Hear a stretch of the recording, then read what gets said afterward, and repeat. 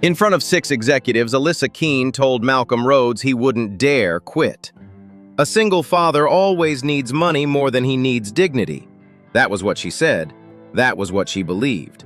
Malcolm didn't argue. He walked back to his desk, opened a cardboard box, placed his daughter's photo inside, and removed his nameplate from the partition. Alyssa was still certain he would come to his senses. Men like Malcolm always did. Then her assistant appeared at the boardroom door and told her quietly, urgently, that without Malcolm's signature, tomorrow's safety audit couldn't proceed. The billion-dollar contract would collapse before noon. Alyssa was across the floor in seconds, her hand closing around Malcolm's arm before she even realized she'd moved. He looked down at her hand, then back up at her. He kept packing. If you've ever been told that your responsibilities make you easier to control, this story is for you. Stay with us until the end, and if it speaks to you, go ahead and subscribe. There's more where this came from. Malcolm Rhodes had been awake since 4:30, not because of the audit. He had known the audit was coming for 6 months, had spent the last 3 weeks preparing every document, cross-referencing every inspection log, flagging every gap he hadn't been given the resources to close. He wasn't afraid of the audit. He was afraid of what the audit would find and what it would prove he had been saying all along. He made coffee. He ironed his shirt. He stood in the narrow hallway outside Zara's room for a moment, listening to her breathe the way he still did sometimes, even though she was 10 years old and would have been mortified to know it. She found him in the kitchen before he left. She was still in her pajamas, the ones with the small yellow stars, her hair unbrushed, and her eyes half closed. She didn't say anything at first. She just poured herself a glass of water and leaned against the counter, watching him button his jacket. "You coming home for dinner?" she asked. "Yes," he said. She nodded, then disappeared into her room and came back with a piece of paper folded in half. She held it out to him without ceremony, the way she handed him grocery lists or permission slips. He unfolded it. It was a drawing in blue marker, 2 figures standing in front of a tall building, one tall and one small. Underneath, in her careful, uneven handwriting, "Dad keeps everything standing." Malcolm looked at it for a long moment. Then he folded it and put it in the breast pocket of his jacket against his chest. "Go get ready for school," he said. She was already gone. Keene Urban Systems occupied the top 4 floors of a glass tower in downtown Seattle. Malcolm's office was not among them. His workspace sat on the 7th floor, adjacent to the mechanical room, close enough that he could hear the elevator cables hum when the building was quiet. His desk was organized the way a man's desk looks when he has learned to work in the margins of other people's priorities, stacks of inspection reports, flagged maintenance requests, a whiteboard covered in initials and dates, and the word "pending" circled in red marker so many times the ink had bled through to the wall behind it. He had been at Keene Urban Systems for 6 years. He had come in as a compliance specialist and been promoted to safety compliance manager after 18 months. Mostly because he was the only person willing to stay until 10 o'clock on a Friday to complete a fire suppression certification before a city deadline. The promotion came with a modest salary increase and a significant increase in the number of problems he was expected to solve with the same number of people. After his wife Diane died of a cardiac arrhythmia 3 years ago, he had done the math on his life carefully. The rent on their apartment had gone up twice since then. Zara needed orthodontic treatment. Not optional, the dentist had explained, but developmental, which meant it would not wait. His car, a 2014 Civic with 140,000 miles on it, had begun making a sound he recognized as expensive. His savings could cover 4 months of bills, maybe 5 if he was careful. He had not told anyone at work about any of this. It was not their business. He showed up, did his job, and went home. The technicians on his team knew him as the manager who took night calls himself rather than forwarding them, who signed off on overtime when the work demanded it, who did not ask people to put their names on reports he hadn't reviewed. That was enough. What he had not been able to do in 6 years was make Gavin Sloan listen. Gavin Sloan was the regional operations director, which meant he sat between Malcolm and every decision that required money. He was 51, well-dressed, and possessed of a particular talent for making budget cuts sound like operational wisdom. For 2 years, Malcolm had been sending him requests for additional technicians on the mechanical team, a replacement contract for an HVAC subcontractor who had twice failed inspection, emergency maintenance funding for 2 high-pressure systems in the East Side properties that were approaching the end of their service life. Gavin had denied all of them. Not dramatically, he never raised his voice. He simply replied to emails with phrases like, "Noted for next quarter," and "flagging for budget review," until the quarter ended, and the review never appeared in his calendar. Malcolm had documented all of it. That was his nature. He kept a bound notebook in his desk drawer where he recorded dates, reference numbers, and the names of witnesses. He kept copies of every email in a folder on his personal drive. He did not do this out of suspicion. He did it because he had learned early in his career that the people who remember things in writing are the people who survive the meetings where everyone else is rewriting history. The meeting was called for 9 o'clock. Malcolm arrived to find 6 people already seated at the long conference table on the 32nd floor. Gavin, 2 members of the executive team, the company's general counsel, the head of finance, and a board observer named Patricia, who had been present at the last 2 investor presentations. Alyssa Keene entered at 9:02. She was not a tall woman, but she carried herself with the particular posture of someone who had long ago stopped waiting for rooms to acknowledge her. She wore a dark blazer, no jewelry except a narrow watch, and she moved to the head of the table without looking at Malcolm. He had seen her in person 3 times in 6 years. Each time she had known his name and nothing else about him. "We have a problem," she said without preamble, "and I need to understand how it happened." What followed was 17 minutes of Gavin explaining smoothly with the aid of a slide deck that Malcolm had not been shown in advance how the compliance failures currently threatening the Hargrove contract were the result of inadequate oversight at the department level. The fire suppression logs had been signed late. The elevator maintenance records were incomplete. 2 pressure systems had exceeded their replacement windows. Technicians had logged hours beyond safe limits, and the risk reports submitted to the executive team had not accurately reflected the severity of the situation. Gavin did not use Malcolm's name. He didn't need to. There was only one person in the room who managed compliance, and everyone at the table knew it. Malcolm waited until Gavin finished. Then he opened the folder he had carried in and placed it on the table. "These are the requests I submitted to the operations office over the last 6 months, he said. "Dates, reference numbers, and responses. I asked for 4 additional technicians in March. I flagged the pressure systems in January and again in April. I formally requested a contractor reassessment in February after our primary vendor failed 2 consecutive inspections. I documented the overtime hours and submitted a staffing report in May, noting that our team could not safely maintain current workload levels." He paused. "Every one of those requests was denied or deferred.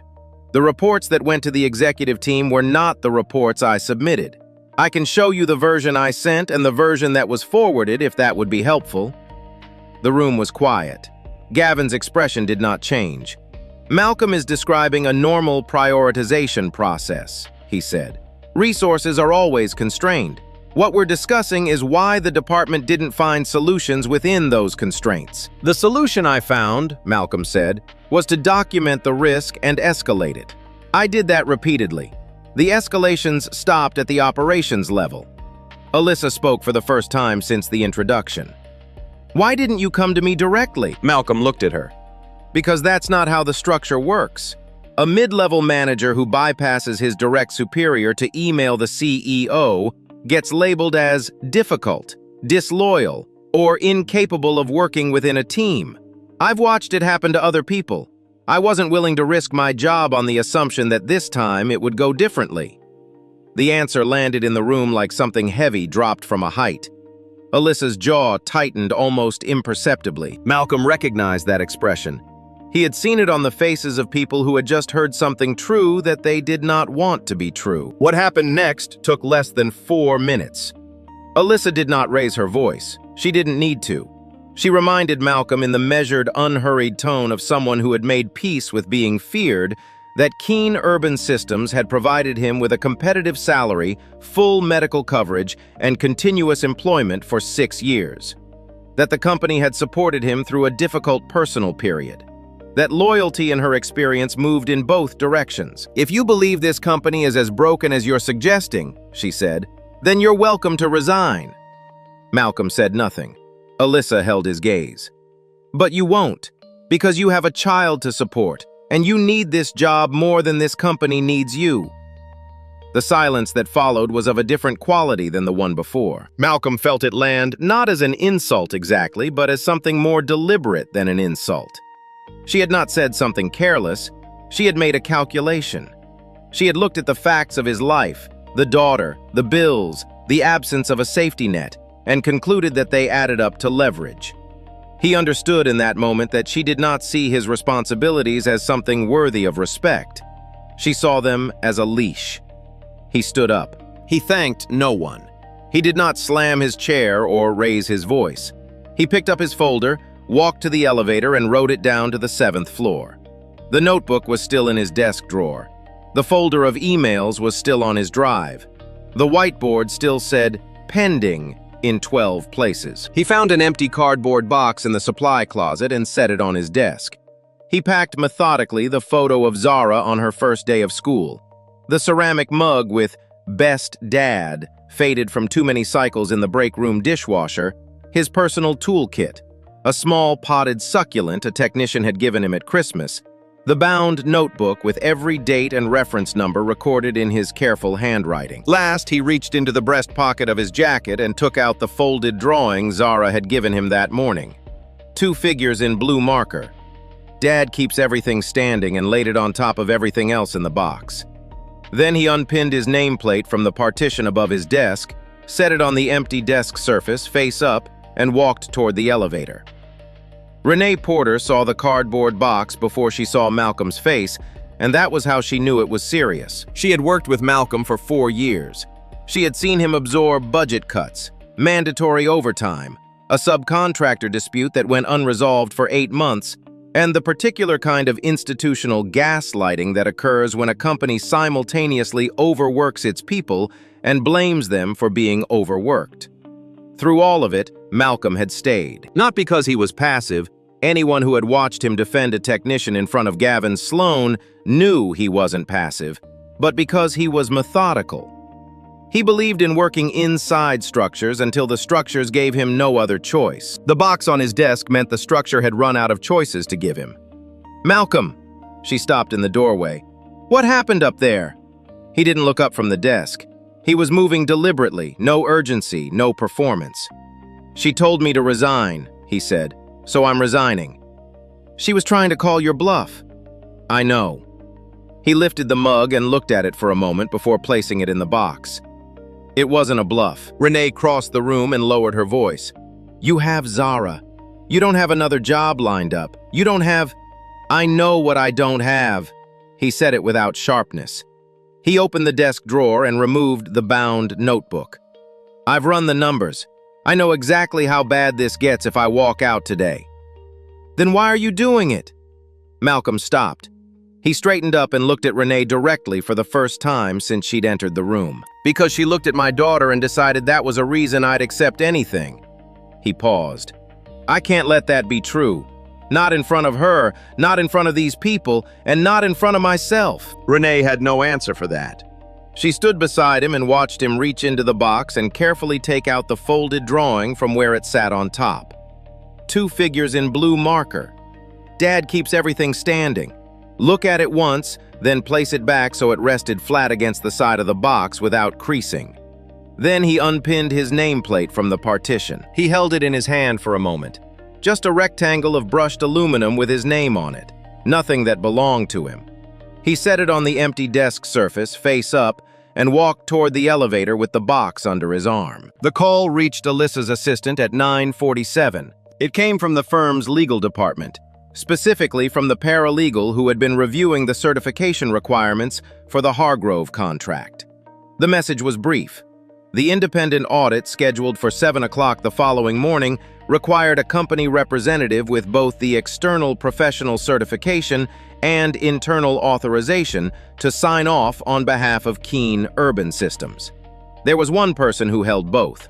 His name was Malcolm Rhodes. His employee badge had just been deactivated. Alyssa's assistant read the message twice. Then she walked into the boardroom and said very quietly, "We have a problem." Alyssa crossed the building in under 2 minutes. She found Malcolm at the elevator bank on the 7th floor, cardboard box balanced against his hip, waiting for the doors to open. Several technicians had stopped working. No one spoke. The mechanical room hummed behind the wall.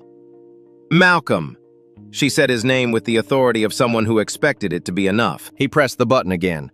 "Stop." She moved to stand beside him, lowering her voice. "We can work this out. Come back to the conference room." "You told me to resign," he said. "I'm taking you at your word." "I was making a point." "So was I." The elevator arrived. Malcolm stepped forward. Alyssa put her hand on the edge of the door. "I will increase your salary, effective immediately. Whatever number you need, we'll find it." He turned to look at her then, not with anger, but with the particular tiredness of a man who has explained the same thing too many times in too many ways. "This isn't about the money," he said. "If I sign those audit documents knowing what I know about the state of this company's systems, my signature doesn't mean compliance. It means cover. And I won't do that. Not for a raise. Not for anything." He looked at her hand on the door. She let go. The elevator closed. Alyssa stood in the middle of the 7th floor with a dozen technicians watching her, and for the first time in longer than she could remember, she did not know what to do next. She read the files in her office with the door closed and her phone on silent. Malcolm had left the original folder on the conference table. She spread the contents across her desk: email chains, maintenance requests, staffing reports, a formal risk escalation document dated 17 weeks ago with Gavin Sloan's response attached. The response was 4 words: "We'll revisit in Q4. She read for 2 hours. What she found was not a rogue employee hiding failures. What she found was a man who had been raising his hand in a room where the rules rewarded people for pretending not to see him. The fire suppression sign-offs had been delayed because the team was running 3 technicians short on a rotating schedule that required 5. Malcolm had requested the additional hires in March. Gavin had denied it, citing a hiring freeze he had implemented unilaterally to protect his operating margin. The elevator maintenance records were incomplete because the primary contractor had been replaced mid-year with a cheaper alternative, a decision made at the operations level over Malcolm's written objection. The 2 pressure systems had exceeded their replacement windows because the emergency maintenance budget had been reduced by 30% in January. Malcolm had flagged this in writing on 3 separate occasions. None of those flags appeared in the risk summaries forwarded to the executive team. Alyssa called the finance director. "I need Gavin Sloan's bonus structure for the last 2 years, she said. "All of it. Tonight." The numbers came back within the hour. Gavin had received substantial performance bonuses in both years, tied, as she had designed the incentive structure, to operating cost reduction and margin maintenance. He had delivered both. His division had posted the best cost efficiency numbers in the company for 6 consecutive quarters. Alyssa sat with that information for a long time. She had designed the incentive structure herself. She had approved it, championed it to the board, and cited it in 2 investor presentations as evidence of operational discipline. She had built a system that rewarded managers for reducing costs and penalized them implicitly through the bonus calculus for spending money on things that hadn't visibly failed yet. Gavin had not invented that logic. He had simply followed it further than she had imagined anyone would. She thought about Malcolm's answer in the conference room. "The solution I found was to document the risk and escalate it. I did that repeatedly. The escalations stopped at the operations level." He had been right. The system had stopped him. And she had built the system. She suspended Gavin Sloan at 11:15 that night pending investigation. She notified the audit firm that the scheduled inspection would need to be postponed. Then she called Malcolm. He answered on the 3rd ring. She told him she had read the files. She told him she had suspended Gavin. She told him she was sorry not for the company, but personally, specifically for what she had said in that conference room. There was a silence. "I appreciate that," Malcolm said. "But a suspension and an apology don't make the technicians on your mechanical team less exhausted. They don't fix the pressure systems, and they don't change the fact that this company used my daughter to try to keep me quiet." "I know. Then you understand why I'm not coming back because you called." She did understand. That was what made it worse. "What would it take?" she asked. "I don't know yet," he said. "I need to think, and you need to do more than think." He ended the call. Malcolm found work the way a man finds work when he has no time to be strategic about it, by saying yes to whatever was available and worrying about the rest later. A refrigeration contractor he'd certified 2 years ago needed help with a grocery store system that had been throwing fault codes for a week. Malcolm spent a Tuesday diagnosing a failed compressor and stayed 4 hours longer than the job required to make sure the replacement held. He also took overnight maintenance coverage for a school district during a boiler retrofit. He worked days that started at 6 and ended after 10, drove home in a car that now shuddered at highway speeds, and made enough to cover most of the rent. What he couldn't cover, he quietly moved. The orthodontic appointment was postponed. The car repair was deferred in favor of the rent check. He sold the spare set of tools he kept in the hall closet, a DeWalt kit he'd bought when Zara was born, back when he thought he'd have time on weekends to do projects. Gavin Sloan, in the meantime, had not been quiet. The version of events that circulated through professional networks described Malcolm as a compliance manager who had walked off the job 48 hours before a major safety audit, leaving the company exposed. 2 job applications went unanswered.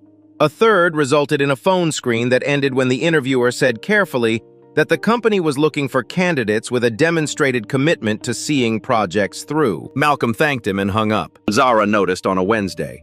She was 10, which meant she noticed most things and said fewer of them than people expected.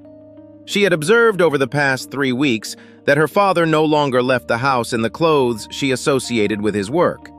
He left instead in work pants and a fleece, and came home smelling like machinery and takeout coffee. He was tired in a different way than he used to be. Not the tired of long hours, but the tired of uncertainty. She did not ask directly. Instead, that Wednesday evening, while Malcolm was washing dishes with his back to the kitchen table, she placed a piece of paper beside his plate. He dried his hands and picked it up.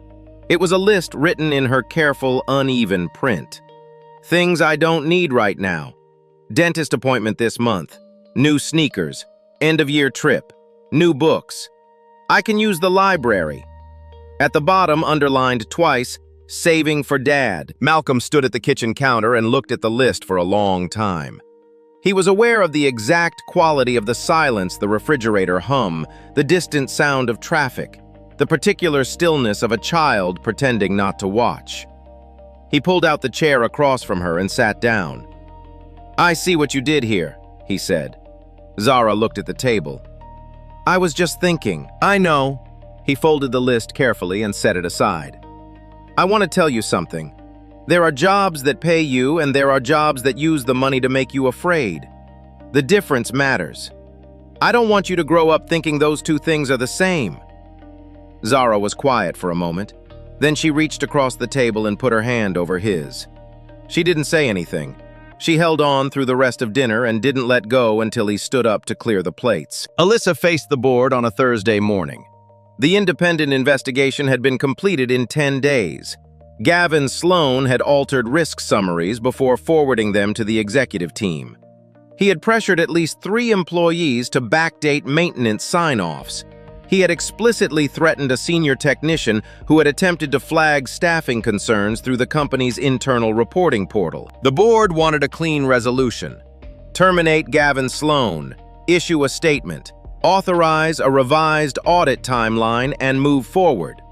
The Hargrove contract could still be salvaged if the company moved decisively by end of quarter. Alyssa told them that Gavin alone was not the problem. The board chair leaned forward. "Alyssa, this is not the time to—" "The incentive structure rewarded him for exactly what he did," she said. "He cut costs. He protected margins, and he received substantial bonuses for doing both. He falsified records and suppressed safety concerns, and those are termination offenses. But the system that made those choices profitable for him, I designed that system. I approved it. I presented it to investors as a strength. She placed a summary document on the table and walked them through her proposed changes. Elimination of the cost reduction bonus structure. Restoration of the emergency maintenance budget. Authorization to hire 8 additional technical staff across 3 facilities. Establishment of a protected reporting channel that bypassed the operations layer. And a prohibition on retaliatory action against employees who raised safety concerns. She had also retained an external auditor to review the compliance records across all 15 company properties. The room was not pleased. The head of investor relations noted that the stock had already dropped 4%. The CFO observed that the staffing increases would affect quarterly margins significantly. 2 board members said with varying degrees of politeness that Alyssa appeared to be trying to reform the entire company rather than manage a contained crisis. "This is a contained crisis," Alyssa said, "because Malcolm Rhodes documented everything. If he hadn't, we would be having a very different conversation, possibly in front of a federal investigator rather than this table. I'm asking you to let me fix the structure before it produces another Gavin Sloan." The vote to endorse her remediation plan passed narrowly. She walked out with her position intact and her credibility diminished, and the full knowledge that both votes would have gone differently if the investigation had produced a tidier villain. Gavin Sloan retained a lawyer. His counter-narrative suggested that Malcolm had deliberately withheld compliance updates to create leverage for a salary renegotiation, that the safety gaps were the result of chronic underperformance in the compliance department, and that Malcolm's departure on the eve of the audit had been a calculated act of sabotage rather than a principled resignation. The company's legal department, responding to pressure from 2 board members, sent Malcolm a formal letter citing his confidentiality agreement and warning him against disclosing proprietary documents to regulatory agencies or potential future employers. Malcolm read the letter at his kitchen table at 7 in the morning before Zara was awake. The car had died 2 days earlier, the engine seizing on the ramp to I-5 in a way that the mechanic described as not worth fixing. Malcolm's savings account had $312 in it. The rent was 11 days overdue. He sat at the table with the legal letter in front of him and Zara's list folded beside it. Saving for Dad. And he asked himself for the first time since he had walked out of the Keene Urban Systems building whether he had made a mistake. Not a moral mistake. He knew the answer to that question. He asked himself a different one, the one that was harder to sit with. Is my dignity costing my daughter her stability? He didn't answer it. He folded both pieces of paper, put them in his jacket pocket, and took the bus to a refrigeration job in Ballard. Across the city, Alyssa Keene was preparing for a board meeting she was not certain she would survive. 3 board members had formally requested that she present a revised crisis management plan, one that strongly implied she should reassign responsibility for the audit failure to the compliance department. The subtext was clear: give them a cleaner story or give them her resignation. She had spent 40 minutes that morning reading the letter Malcolm had received from the legal department, a copy her assistant had quietly forwarded to her. She had not authorized it. It had been sent by outside counsel acting on the instructions of 2 board members without her knowledge. She called the managing partner of the law firm at 8:15 and instructed them to withdraw the letter immediately and issue a formal retraction. Then she wrote a 2-paragraph statement, factual and unambiguous, confirming that Malcolm Rhodes had accurately reported safety violations, had been improperly threatened by company legal counsel without CEO authorization, and bore no responsibility for the conditions that had led to the audit failure. She sent it to the board before the meeting began. The meeting lasted 3 hours. When it ended, Alyssa still had her job. The margin was slim enough that she could name the 3 people who had voted against her without needing to check the record. She sat alone in the conference room afterward, looking out at the Seattle skyline, and thought about what it had cost both of them to get to a place where the truth was finally on the table. Malcolm still didn't have a car. Zara still hadn't seen the dentist, and neither of them could go back to the way things were before. Alyssa came alone. No assistant, no legal counsel, no folder of documents or prepared talking points. She drove herself to the address Malcolm had given her, a first-floor unit in a building in the Rainier Valley that was clean and modest, and showed the particular signs of a home managed by someone who had learned to do a great deal with a limited amount of space. She rang the bell at 6:30 on a Tuesday evening. Malcolm answered the door in a gray Henley and work pants, a dish towel over his shoulder. Behind him, she could hear the low sound of a television.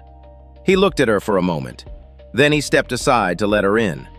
The living room was small, a couch, a coffee table, a bookshelf that held both novels and engineering manuals in no particular order. A child's drawing in crayon was tacked to the wall beside the window, an older one, a man and a small girl standing under a yellow sun. Malcolm turned off the television and gestured to the kitchen table.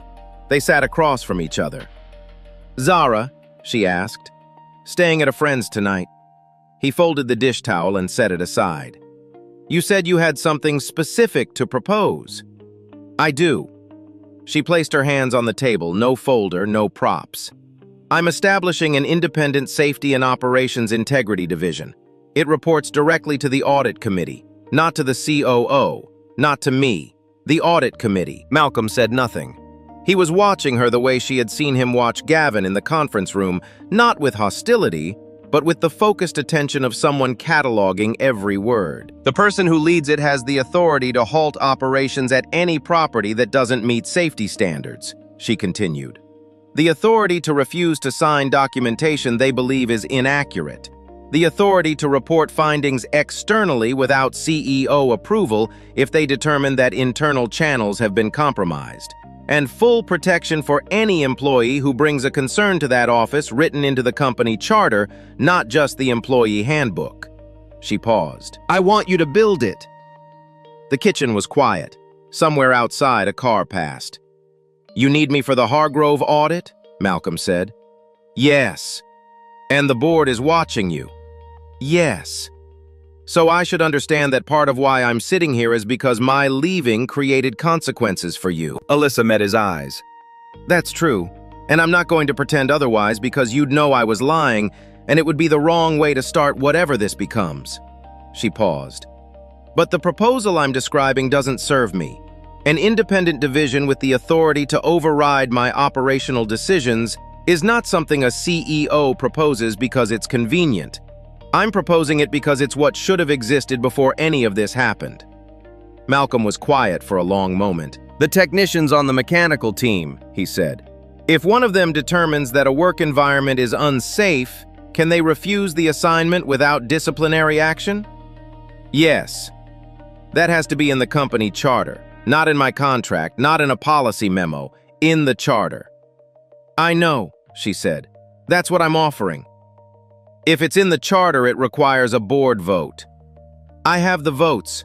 I confirmed it this afternoon." Malcolm looked at her steadily. "You're certain?" "I'm certain." He leaned back in his chair. He wasn't performing reluctance, she could see that. He was thinking the way he had thought through everything else in this situation carefully, with full awareness of what it would cost him to be wrong.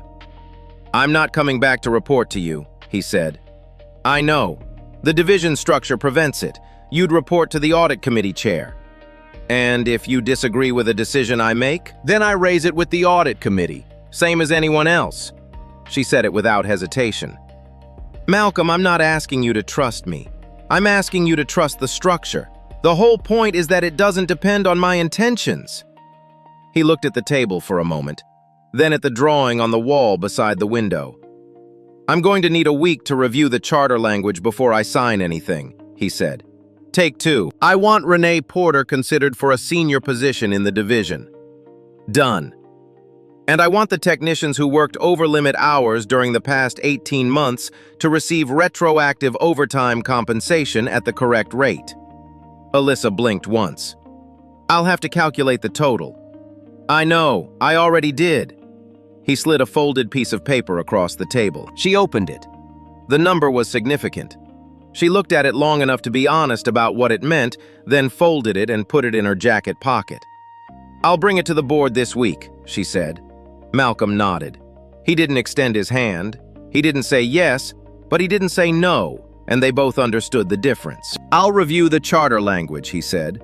"If it reflects what you've described tonight, we can talk about next steps. In the meantime, if you need someone available for audit preparation on a consulting basis, that's a separate agreement."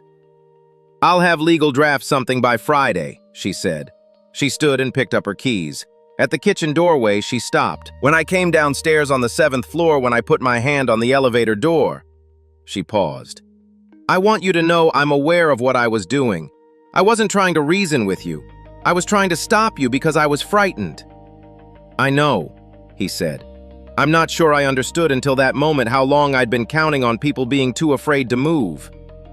He didn't answer, but he didn't look away either.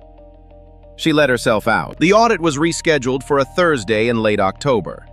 Malcolm appeared at the firm's offices at 6:45, 15 minutes before the lead auditor arrived. He was present as a subject matter witness and as the person most qualified to explain what the records showed. He did not sign a document stating the systems were compliant.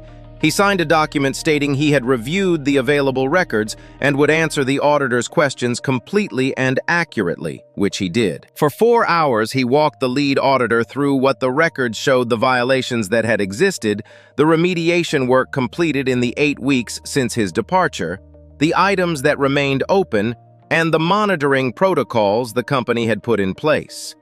He was specific about what had been fixed and specific about what had not. The audit was not passed that day. The firm issued a conditional compliance finding acknowledging the remediation work and the new oversight structure, but requiring 3 outstanding items to be resolved before full certification. The Hargrove contract was formally delayed by 60 days. Gavin Sloan's employment was terminated the following week. The investigation referred its findings to the State Contractor Licensing Board and copied the City Building Department. 2 managers who had signed off on altered reports were placed on administrative leave pending review. Malcolm returned to Keene Urban Systems on a Monday morning in November. There was no ceremony. He parked the used Corolla he had bought with his first consulting paycheck, 3 years old, 2 previous owners, no shutter on the highway, and took the elevator to the 7th floor. His new office was the same room he had always used. Someone had moved the whiteboard. He moved it back. Renee was waiting outside his door with a cup of coffee and a stack of inspection reports 8 inches thick. She hugged him first, then she handed him the stack. "There's a pressure system on the East Side campus that needs a full assessment," she said. 3 technicians have raised concerns about the subcontractor on the Denny Way project, and someone filed an anonymous complaint about the ventilation protocol on the 14th floor. Malcolm took the stack, sat down, and started reading. He reached into the cardboard box and took out Zara's blue marker drawing "Dad Keeps Everything Standing" and placed it on the desk in front of him. Then he lifted the empty box and set it on the shelf above the window flaps folded down. He left it there without unpacking anything further, not as a trophy, but as a reminder that the choice to leave had to remain real for the choice to stay to mean anything. 3 months later, Zara asked him in the car if he had any regrets. They were driving home from the orthodontist, the first appointment that had been rescheduled twice, now finally completed. Zara was in the passenger seat with her jaw a little sore and a sticker from the waiting room on the back of her hand. Outside, Seattle was doing what Seattle does in February, which is rain without drama or apology. "About which part?" Malcolm asked. "About leaving." She looked out the window. "We had a hard few months." He was quiet for a moment, watching the road. "No," he said. "Really? Really?" Zara was quiet, then, "You were scared, though." "Yes. I could tell. Every day." "I know." He glanced at her. "Was that hard to watch?" She thought about it.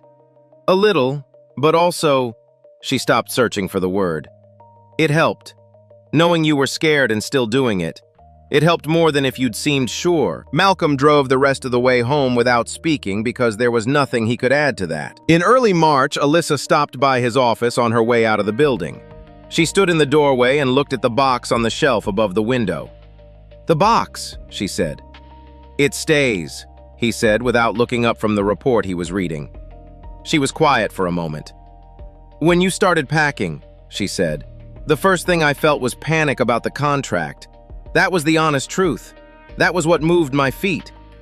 Malcolm set down the report. "But then I watched you take your nameplate off the wall," she continued. "And I thought—" She stopped. Tried again. "I built this company by promising myself I would never work for someone who made me feel like my circumstances were a leash. And somewhere between then and that morning, I had become exactly that person." Malcolm looked at her steadily. "What changed?" "You didn't explain yourself," she said. "You didn't argue, you just left. And it was the first time in a long time that someone showed me that what I was counting on wasn't loyalty. It was fear." She paused. "I didn't know the difference anymore. I think I'd stopped looking for it." Malcolm didn't offer her absolution. She wasn't asking for it, and they both knew it. What she was doing was something harder, saying the true thing out loud so it stayed true so she couldn't quietly revise it later.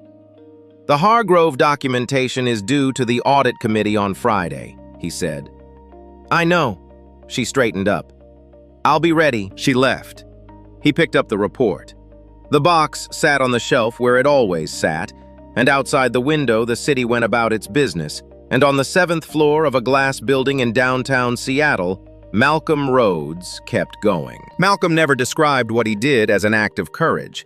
He would tell you if you asked that he was terrified, that there were mornings he sat at the kitchen table and genuinely didn't know how he was going to make it work, that the hardest part wasn't the moment he walked out, it was the weeks afterward when nothing was certain and everything was at risk. But here is what his daughter saw. A man who was scared every single day and kept going anyway. Not because he was sure it would work out, but because he refused to let fear be mistaken for loyalty. That distinction matters in boardrooms, in families, in every relationship where one person holds more power than another. The moment someone uses your responsibilities against you, your rent, your kids, your need for health insurance, as a reason you should accept what isn't acceptable. Something important is being asked of you. Not your compliance, your silence about the cost of it.